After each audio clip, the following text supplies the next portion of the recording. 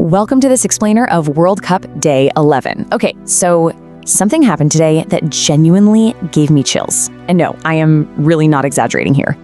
I'm gonna tell you exactly what it was, but not quite yet. Because before we get there, you really need to understand everything else that went down today first. Trust me, stick around till the end, because this one is absolutely worth it. Let's get right into Day 11. Starting off with Section 1, Spain's complete World Cup dominance, a 4-0 demolition. Let's start with Spain, right? Because they needed this game badly. They drew their opening match, and you could just feel the immense pressure building. But today, completely different team, completely different energy. They absolutely demolished Saudi Arabia 4-0. And the entire story of this match has one name written all over it: Lamine Yamal.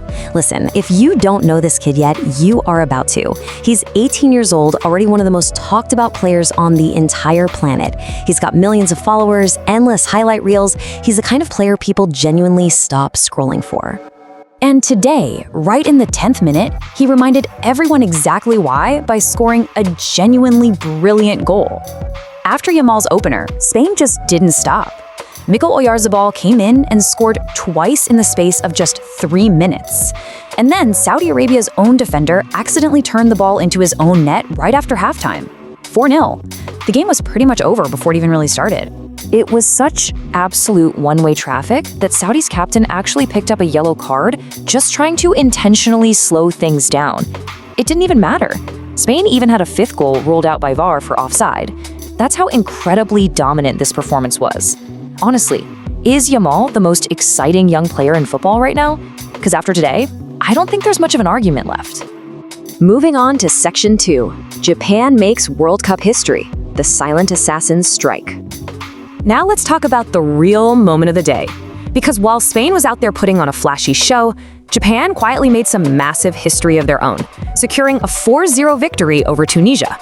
And with that incredible result, Japan became the very first team in this entire World Cup to officially qualify for the round of 16. The first team out of everyone. That is just massive. Daiichi Kamada got things going super early, putting Japan ahead inside the first 5 minutes. And then Ayase Ueda just took over completely. He scored twice, including a goal right before the final whistle that beautifully sealed the results and their qualification all at once. Tunisia simply could not handle Japan's pace and their passing. Look, Japan has been building this reputation for a while now, right? They are highly disciplined, lightning fast, perfectly organized, and they are always consistently punching above expectations. Well, today, they proved that exact formula works on the biggest stage there is. So it makes you wonder, can Japan actually go deep in this tournament? Honestly, the way they're playing right now, I wouldn't bet against them. I'd love to hear your thoughts, so definitely let me know down below. Okay, Section 3, a day of grinding battles, tension across the board. There are a couple more results from today that you definitely need to know about. Germany managed to beat Ivory Coast 2-1. That's an extremely important 3 points that puts them in a very strong position. Meanwhile, Ecuador and Curacao played out a super tense 0-0 draw. And that match featured 6 yellow cards between them. Just a proper grinding physical battle with absolutely nothing to show for it on the scoreboard. And over in Los Angeles, Belgium had a genuinely difficult night against Iran.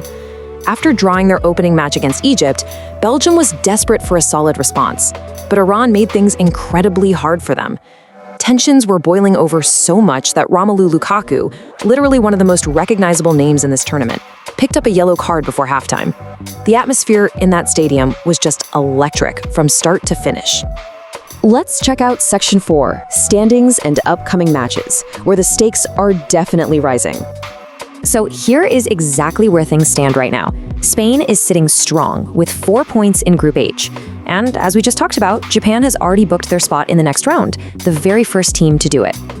And guys, the World Cup is only getting more intense from here. Coming up next, Uruguay takes on Cabo Verde, and New Zealand faces Egypt. Both of these are massive matches with some serious World Cup implications on the line. Finally, Section 5, chasing Pelé's historic record, the big reveal. Okay, back to what I told you at the very start of this explainer, because here is the thing that genuinely stopped me in my tracks today. Lamine Yamal is 18 years old. 18. He wasn't even born when some of the players on that pitch today made their international debuts. And he just stepped onto the biggest stage in world football and matched a record not held by modern stars like Messi or Ronaldo. No, he matched a record held by Pelé himself, the actual, literal standard every football legend gets measured against. Just let that sink in for a second. An 18-year-old kid just scored a genuinely brilliant goal and became the youngest player to score at a World Cup since Pelé. He literally put himself in the exact same sentence as football royalty. We are watching history happen in real time, folks, and I honestly don't think we fully realize it yet. So, the big question, do you think Yamal can actually lead Spain to win this entire tournament? Drop your prediction below, because I genuinely want to know what you think. And hey, if you enjoyed this explainer, please hit that like button. It really does help this channel grow. Make sure to subscribe so you don't miss a single moment of this World Cup. We are going to be covering every match, every shock, and every bit of history all the way to the final. See you in the next one.